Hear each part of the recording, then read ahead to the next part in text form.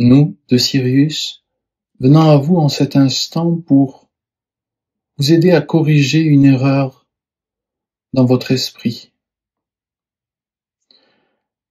Dans le domaine de la spiritualité, il est extrêmement facile pour un être qui n'a pas trouvé l'unité du cœur de considérer l'ombre comme extérieure. Vous vous imaginez tout un ensemble de scénarios, d'un affrontement entre la lumière et l'ombre qui n'existe pas. Cela existe au-dedans de vous, et vous confondez totalement ce qui est ombre et ce qui est lumière. Vous perdez conscience dans ces dualismes futiles. Vous imaginez très facilement, dans les domaines invisibles, que quoi que ce soit qui s'affronte n'appartient pas au plan divin. Vous vous imaginez simplement que il y a des parts d'ombre et de lumière, que le combat est inévitable et que la lumière vaincra. Mais vous ne vous percevez pas avec votre cœur. Vous ne vivez que dans votre tête. Vous extrapolez des idées, montez des échafaudages, construisez des édifices sur ces concepts qui sont faux à la base. Et nous allons vous expliquer pourquoi. De notre point de vue, et il est certain que notre peuple a évolué au plan de conscience d'amour, de notre point de vue, il n'y a que le plan divin, la perfection de l'unité divine, et qu'au travers des relations entre les différentes parties de ce tout qui ne fait qu'un, l'univers crée, l'Esprit divin crée. Ainsi, beaucoup d'entre vous êtes perdus dans l'idée que il y a la lumière qui appartient au divin et l'ombre qui est opposée au divin, mais vous ne comprenez absolument pas comment l'univers est conçu. Il y a effectivement une relation qui est instaurée entre deux postures de l'énergie. Une posture émet, une posture reçoit. Et dans ces relations, une infinité de possibilités, allant de la résistance à la danse entre ces énergies. Mais cette énergie qui prend deux postures, émission-réception, est en vérité une seule et même énergie. L'énergie divine. Pour beaucoup d'entre vous qui n'avez pas trouvé votre intérieur, votre cœur, vous avez vraiment besoin de vous imaginer des scénarios extérieurs entre des guerres galactiques, entre des guerres entre l'ombre et la lumière. Et vous ne comprenez pas que ce sont vos propres projections, hologrammes de, et nous allons placer correctement les mots à présent, l'ombre, qui est la totalité de votre inconscience, votre inconscient, ce que vous ne comprenez pas et qui ne s'unifie pas intérieurement à vous dans le grand plan divin, qui n'a pas conscience qu'il fait partie du grand plan divin, et la lumière, qui est votre outil mental de conscience qui vous permet de catégoriser en quelque sorte. Derrière la lumière, vous posez aussi un ensemble de valeurs que vous croyez immuables et qui surtout se définissent par l'opposition à ce que vous appelez l'ombre. Mais nous vous le rappelons et nous espérons que vous comprendrez cela. La conscience et la conscience et l'inconscience sont des systèmes de relations qui vous permettent d'évoluer. Ce que vous appelez ombre, quand vous percevez à l'extérieur de vous un ennemi, et ce que vous n'intégrerez pas de votre propre inconscience dans votre conscience. Vous n'arrivez pas à faire corps un avec le tout car votre rapport à la réalité n'est que psychologique, mental. Vous ne sentez pas l'unité, vous conceptualisez au-dessus d'un ensemble d'idées un monde qui n'est pas la réalité. Ces élucubrations, ces guerres galactiques, ces concepts d'opposition entre l'ombre et la lumière ne sont que votre propre dualité intime qui n'est pas résolue dans le cœur. Vous restez au niveau mental et vous ne pouvez pas comprendre. Votre intellectualisme est votre propre prison. N'intégrant pas vos parts d'ombre, donc d'inconscience, vous vous perdez dans des luttes extérieures qui vous abîment, car n'accueillant pas votre inconscience, vous ne pouvez pas la mettre à la lumière de la conscience. Ou, dit d'une autre manière, vous ne pouvez pas alchimiser cette ombre en vous, cette inconscience en vous, en conscience d'unité.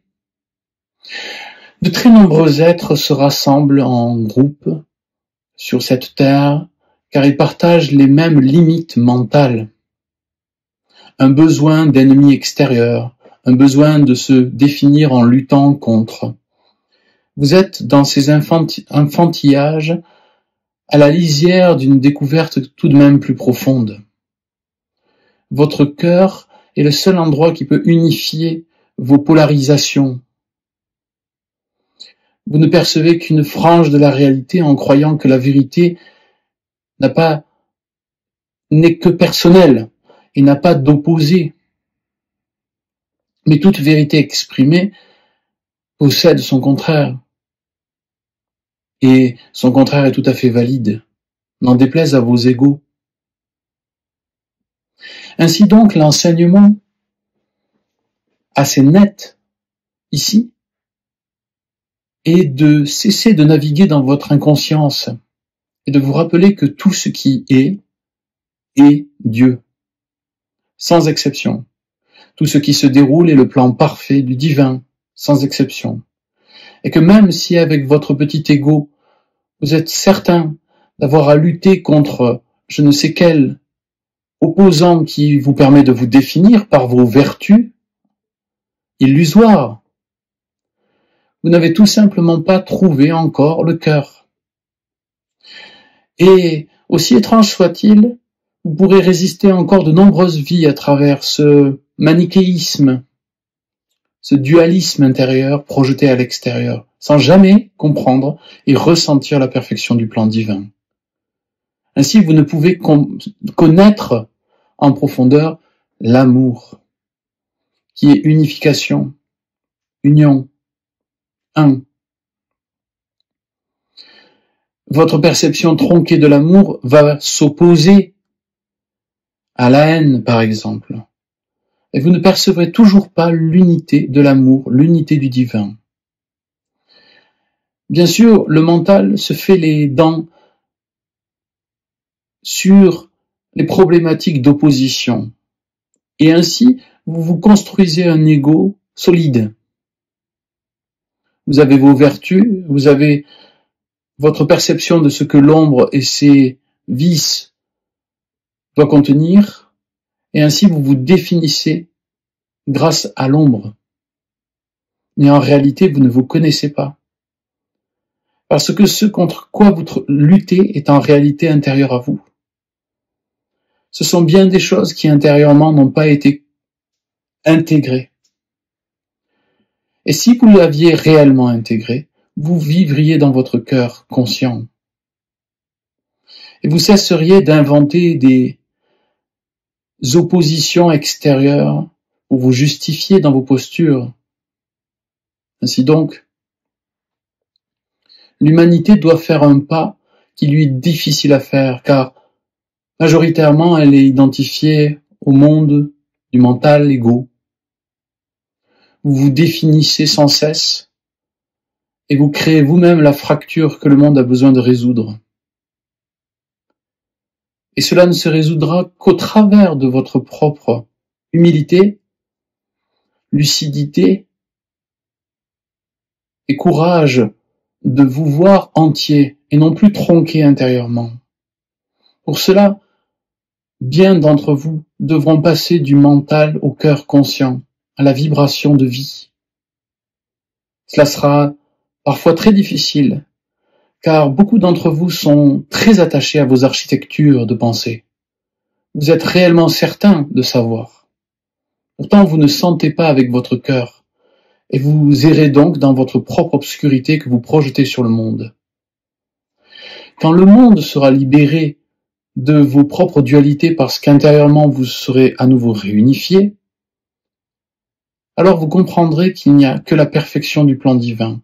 Vous ne le comprendrez pas mentalement. Il ne s'agit pas ici de jeu mental ou de concepts évoqués pour proposer ou prouver un débat. Il s'agit ici de sentir la réalité de l'un. Et vous ne pourrez le ressentir qu'au travers de votre cœur conscient. Vous pouvez jouer encore très longtemps aux enfants qui se font la guerre et qui imaginent les batailles. Mais tant que vous ne rentrerez pas profondément dans votre cœur, vous ne percevrez que la réalité déformée par vos propres fractures intérieures. Il faut du courage pour passer de l'ego au cœur conscient, du mental, de l'intellect, au sentir profond de la fleur du cœur. Très peu d'entre vous ont fait ce passage. Mais nous déposons ces mots afin que vous puissiez prendre conscience de votre inconscience, de l'ombre que vous exhortez si facilement à l'extérieur de vous pour en être les victimes ou pour vous justifier dans vos postures.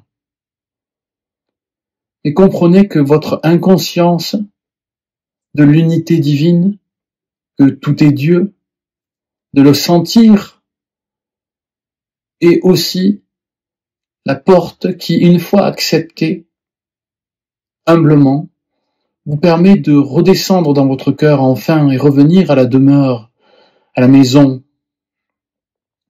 afin que vous puissiez enfin vivre en paix dans ce monde. Car vous êtes la paix. Et tant que vous vivez dans la dualité provoquée par le mouvement de votre pensée, vous ne pouvez l'être pleinement et l'incarner, car vous vous agitez à la surface de cette paix qui est immuable. Vous vous agitez jusqu'à ce qu'enfin l'épuisement vous guette, et que peut-être en lâchant les armes, en cessant l'agression du monde avec votre mental, vous puissiez revenir enfin à la demeure du cœur et vivre dans la communion avec ce qui est. De cet enseignement que nous savons radical, nous pouvons vous assurer qu'il est la voie. Puissiez-vous vous en souvenir et marcher dans la voie unifiée du cœur. Bénédiction à vous, aux frères et sœurs de Sirius.